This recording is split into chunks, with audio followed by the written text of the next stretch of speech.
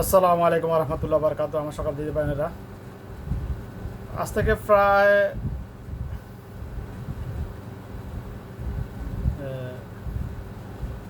18 বছর আগের কথা। এটা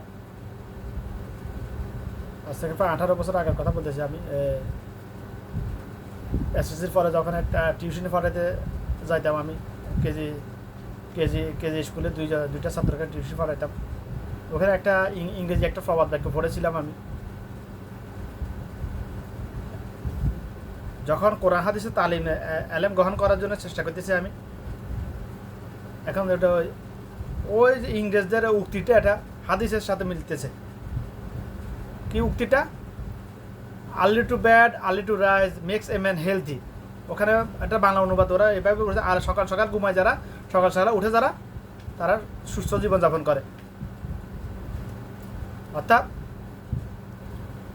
রাত্রিবেলা যে তাড়াতাড়ি ঘুমায়, যে সকালে তাড়াতাড়ি উঠে, যে তাদের দুনিয়াবী জীবন এবং আখিরাতের জীবনে তাদের বরকা সবচেয়ে ভরপুর থাকে সবসময়। কারণ মানে তাড়াতাড়ি ঘুমাইতে হবে, সকাল সকাল ঘুমাই। কখন ঘুমানো মানে কি? আজ থেকে 25-30 বছর আগে আমরা কয়টা বাজে ঘুমাইতাম? এশার নামাজ পড়ে এসে বাড়িতে ঘরে এসে সাথে সাথে আমরা ভাত খাইতে বসতাম। আমরা বলতে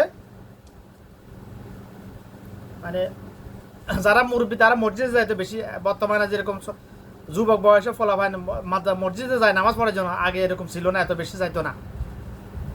আমি যাইতাম, যখন আল্লাহ তৌফিক দিতে যাইতাম। আমি কথা এটা বলতেছি আমি আমার 5-6 বছর আমার নানার বাড়িতে ছিলাম, 5 বছর।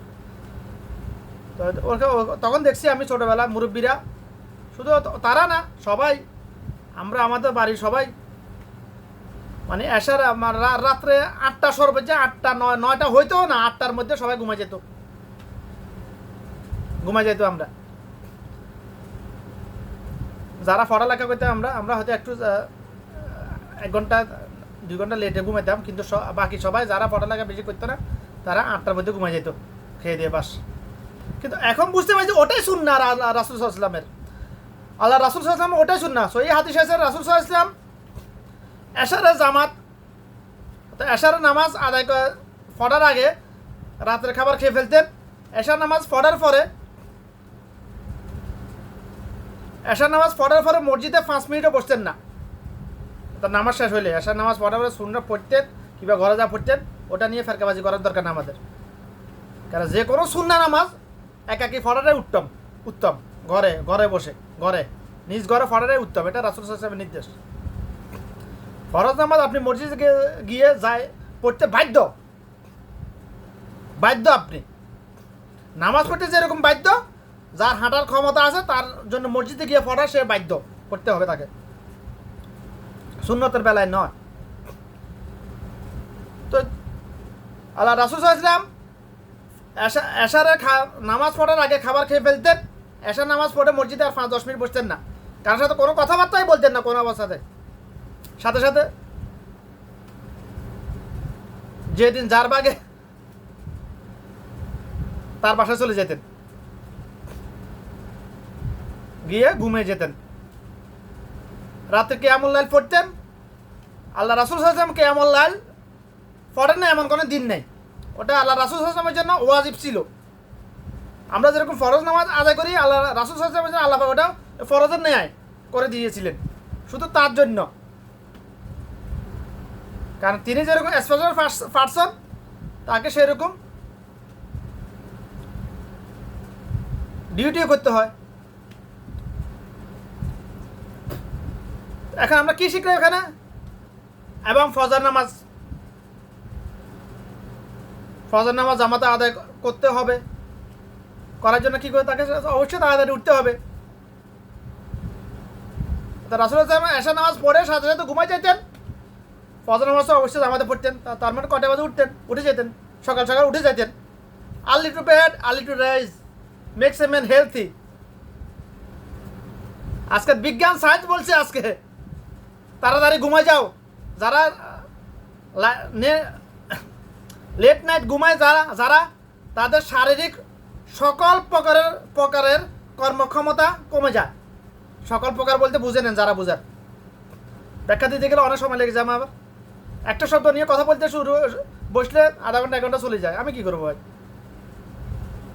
কারণ দুনিয়ার মানুষ দুনিয়াবি বিষয় বোঝা সহজ, করাটা কঠিন। আর আখিরাতের বিষয় বোঝাটা কঠিন, করাটা একেবারে সহজ। আমি যা কিছু বলছি, আমি কি কারোর কাছে টাকা পয়সা চাইতেছি না? এগুলো আমল করতে টাকা পয়সা লাগবে কারো। আমিও টাকা পয়সা চাইছি না, এগুলো এই কথাগুলো আমল করতে টাকা পয়সা লাগবে না। টাকা পয়সা বাঁচবে আরো উল্টা। কারণ আমি মজবুর, আমি এখানে মজবুর। আমি কিছু পেটের দায়ে বিদেশে আসছি, পাইতেছি না আমি ইচ্ছাকৃতভাবে, ইচ্ছা অনিচ্ছা আমি পাইতেছি না। আমি early to bed early to rise যেটা পালন করতে পারতেছি না, আমি মজবুর। কারণ আমরা এখানে মার্কেটের দোকান বন্ধ করে, আমি ব্যবসায়ী 11টা বাজে দোকান বন্ধ করে রাত্রে। তো প্রবাসীরা সবাই আপনারা জানেন, ডিউটি পরে আসি, রাত্রে আসি, খানা ফাঁকানো লাগে। দুপুরে খানা ফাঁকানো আমাদের কোনো সময় নেই, রাত্রে আসি খানা ফাঁকানো লাগে। তাহলে বেশি কিছু না, ভাত হইতে মিনিমাম আধা ঘন্টা লাগে। মনে করেন একটা তরকারি ফাঁকালে 1-1.5 ঘন্টা 2 ঘন্টা লাগি যায়। কুটাকাটি করতে গেতে মিনিমাম 1.5 ঘন্টা লাগে। তো এই জন্য মজবুরিতে পারতেছি না আমি। সকাল সকাল ঘুমাইতাম, সকাল সকাল উঠতে পারতেছি না। কিন্তু যারা দেশে আছেন, আপনাদের কিসের মজবুরি? মোবাইল সব নষ্টের মূল। এই মোবাইলের কারণে আজকে বাংলাদেশে কত ফোলা অন্ধ হয়ে গেছে। বাল্যকালে, যৌবনকালে না, বাল্যকালে অন্ধ হয়ে গেছে। চশমা লাগাইছে মানে তো অন্ধ হয়ে গেছে, আধা অন্ধ। আজকে এখন বিজ্ঞানীরা বলতেছে, ইউরোপ আমেরিকা ইহুদিন আসারারা বলতেছে আজকে আগামী প্রজন্মের মধ্যে মিনিমাম 25-30% অন্ধ হয়ে যাবে। মানে এভারেজ অন্ধ থাকবে, মানে অন্ধ আর কি। চশমা না লাগলে চোখে দেখবে না। এটা বাস্তব আমি দেখতেছি। আমি 5 বছর আগে প্রথম যখন দেশে গেলাম, তখন দেখি রে বাড়ির আশপাশে সবাই ফোলামে সব অন্ধ, আধা অন্ধ। চশমা লাগাইছে সবাই, চশমা লাগাইয়া, তার মানে আধা অন্ধ। কারণ এই মোবাইল, এই অ্যান্ড্রয়েড মোবাইল।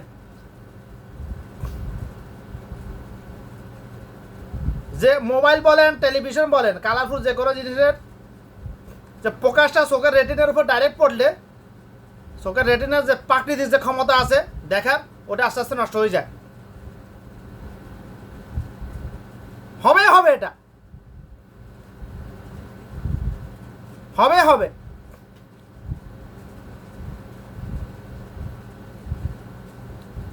বুঝলে হবে, না বুঝলে হবে। এটা মানলে হবে, না মানলে হবে। স্বীকার করলে হবে, না করলে হবে।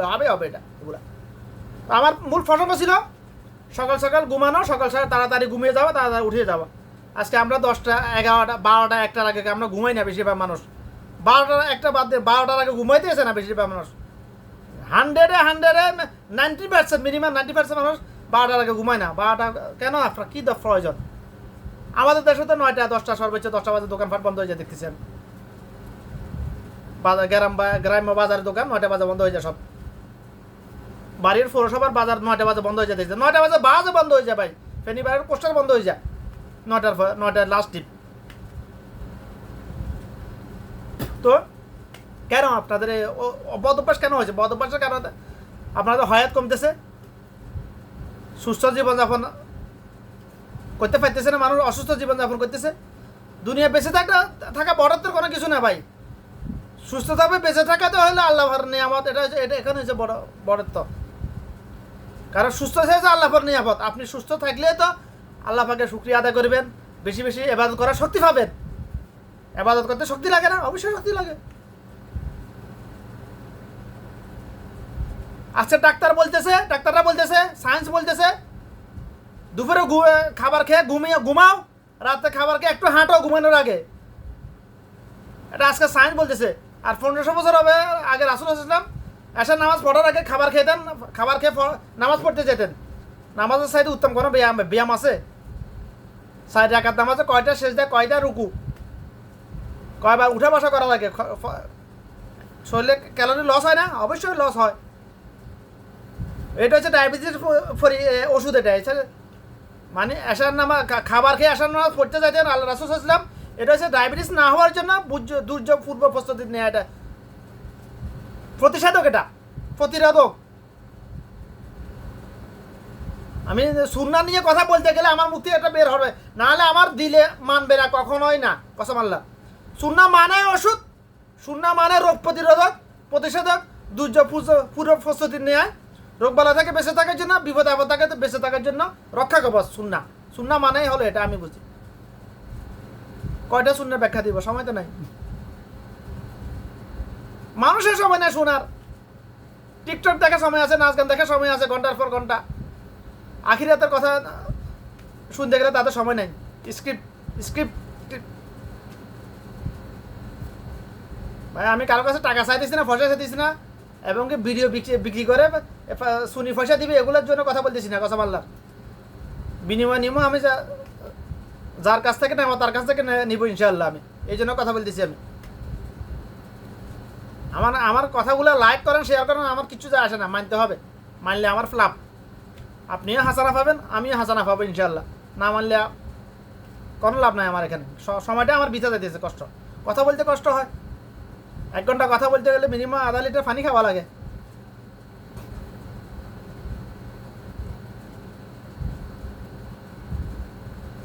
তো সকলের কাছে অনুরোধ, সবাই আপনার দৈনন্দিন কাজ তো শেষ। আমাদের কাজ মাগরিবের পরে আমাদের কোনো কাজও থাকে না, দুনিয়াবি কোনো কাজ থাকে না। যারা ব্যবসায়ী, দোকানপাট, তাদের ছাড়া, যারা দিনমজুর, যারা চাকরি বাকরি করে,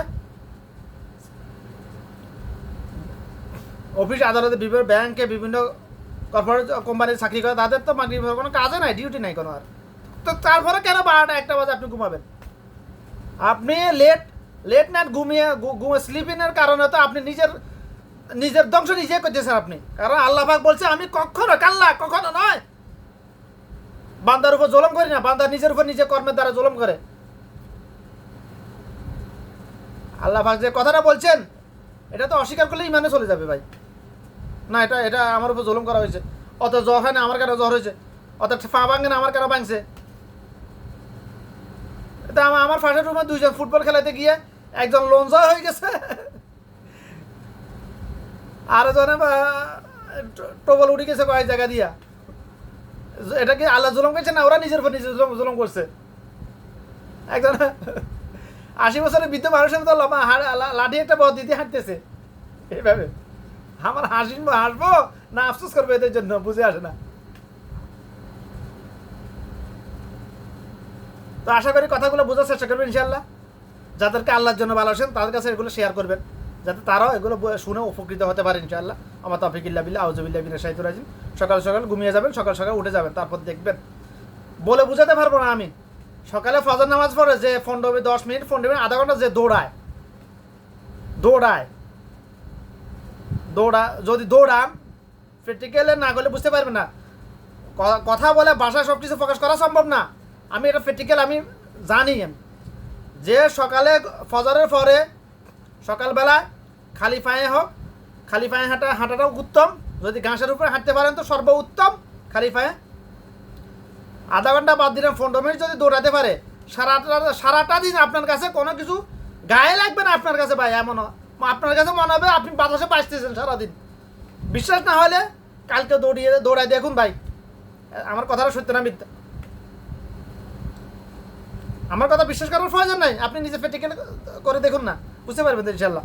ফলাফল আপনি নিজে ভোগ করবেন ভাই।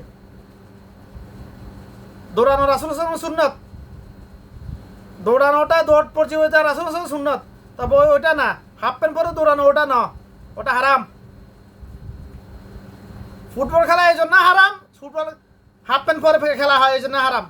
সতর উন্মুক্ত করা হারাম, সতর দেখানো হারাম, দেখাও হারাম। তাই এর সূত্রে ফুটবল খেলাটা হারাম।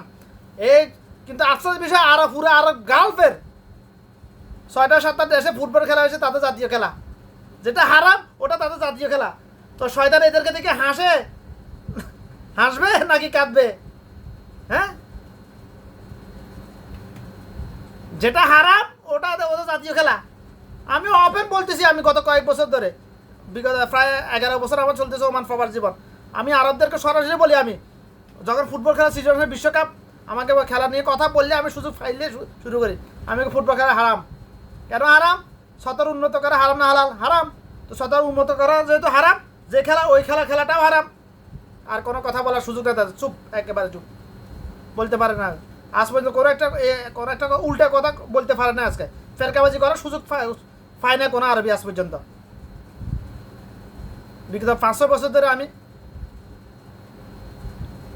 যখন সুযোগ পাই তাদেরকে দিনে দেওয়ার চেষ্টা করি আমি। তারা সবাই জানে কিন্তু মানে না, মানানোর চেষ্টা করার জন্য মনে করিয়ে দিই আর কি আমি। তো যাই হোক, কথাগুলা বোঝার চেষ্টা করবেন ইনশাল্লাহ, কলবে ঢুকাবেন ইনশাল্লাহ। অনেক কিছু জানেন, কিচ্ছু মানেন না। আপনার এই যারা 2 পয়সা চাররা পরিমাণ কোনো মূল্য নেই ভাই। অল্প কিছু জানেন কিন্তু আপনি যা জানেন তাই মানেন। আপনি অনেক উত্তম, যে অনেক বেশি জানে যে মানে না তার থেকে লক্ষ কোটি গুণ উত্তম।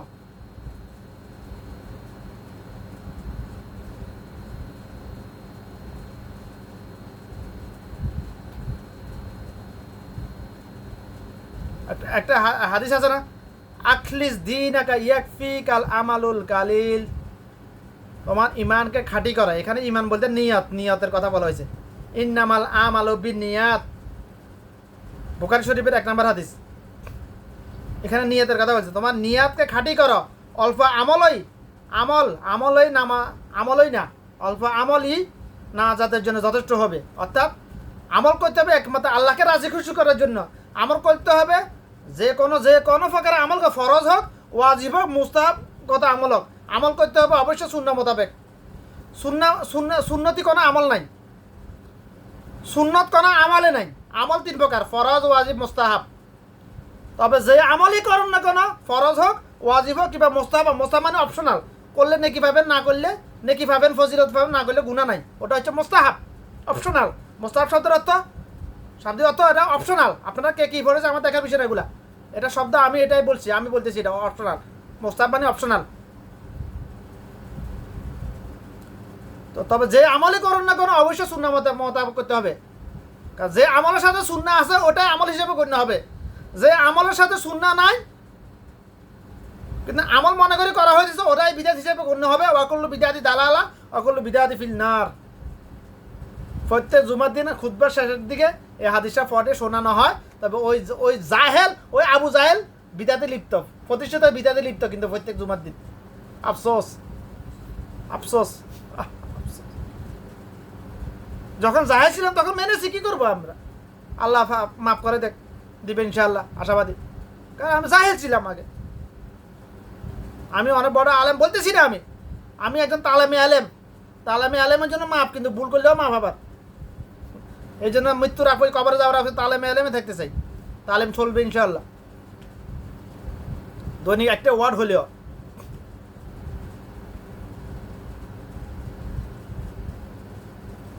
পৃথিবীতে জাননেওয়ালা অভাব নাই, কিন্তু আবু জাহেল যে জানে মানে না সে হচ্ছে আবু জাহেল। যে যেরকম জেনেছে সেরকম বলে নাই, সেরকম উপস্থাপন না করে উল্টো উপস্থাপন করেছে, ধর্মের ব্যবসা করেছে, সে হচ্ছে আবু জাহেল। যে জানে না মানে না সে হচ্ছে জাহেল। আল্লাহ পাক জাহান্নাম উদ্বোধন করবে আবু জাহেলদেরকে দিয়া। ওই আবু জাহেল না, শুধুমাত্র একজন যার নাম আবু জাহেল সে তার না, তার কথা বলতেছি না আমি। সে তো জাহান্নামী ছিল, জাহান্নামী। আল্লাহ পাক জাহান্নাম উদ্বোধন করবে আবু জাহেলদেরকে দিয়া, অর্থাৎ আলেমদেরকে দিয়া, যারা দিন জেনেছে বুঝেছে কিন্তু কথা বলেছে মানুষের সামনে ধর্ম ব্যবসা করার জন্য। যারা জেনেছে, আল্লাহর কালাম জেনেছে বুঝেছে, কিন্তু যেরকম জেনেছে বুঝে ওরকম মানে নাই, ওরকম মানানোর জন্য উদ্বুদ্ধ করে না কাউকে, উল্টা বলেছে। ধর্ম ব্যবসা জমজমাট সালি উল্টা ব্যাখ্যা করেছে।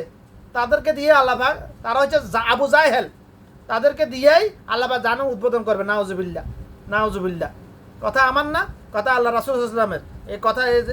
এই কথাগুলো যে হাদিসে এসেছে ওই হাদিসে বয়ান করতে গিয়ে আবু হুরায়রা রাদিয়াল্লাহু আনহু 4 বার বেহুশ হয়ে গেছিলেন।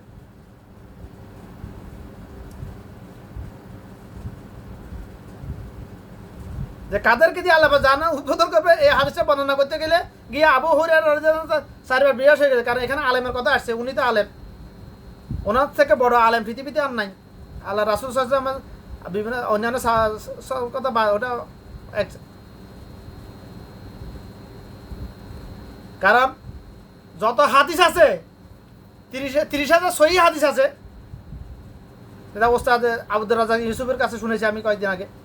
যাই হোক 30,000 হোক 50,000 হোক, যত সহিহ হাদিস আছে সবচেয়ে বেশি হাদিস বর্ণনা করেছেন আবু হুরায়রা রাদিয়াল্লাহু তাআলা পুরুষদের মধ্যে। আর নারীদের মধ্যে সবচেয়ে বেশি হাদিস বর্ণনা করেছে আম্মাজান আয়েশা সিদ্দিকা রাদিয়াল্লাহু তাআলা আনহু, উনিও মেয়ে লোক ছিলেন, বর্তমানে এগুলো মেয়ে লোক, এগুলো মেয়ে লোক। আহা আফসোস।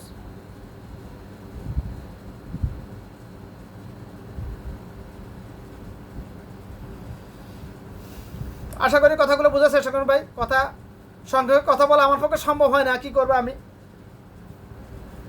শুধু কোরআনে একটা আয়াত নিয়ে কথা বলতে গেলে অনেকগুলো হাদিস চলে আসে, অটোমেটিক চলে আসে। আসলে আমার ক্ষমতা নেই কথা বলার, যদি আল্লাহ পাক তৌফিক না দেয় আমাকে। কথা বলার যারা পরিমাণ ক্ষমতা না আমার, যদি আল্লাহ পাক আমাকে তৌফিক না দেয়। এতক্ষণ যে কথাগুলো বলেছি আমি কি বই পড়ে পড়ে মুখস্থ করে বলেছি আপনাদের সামনে?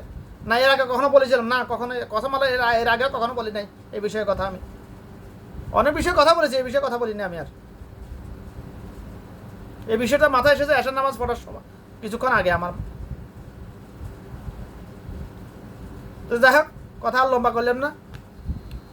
আশা করি কথাগুলো বোঝার চেষ্টা করবেন ইনশাল্লাহ, কলবে স্থাপন করবেন ইনশাল্লাহ, আমল করার চেষ্টা করবেন। ওমা তৌফিক ইল্লা বিল্লাহ, আউযু বিল্লাহি মিনাশ শাইতানির রাজিম।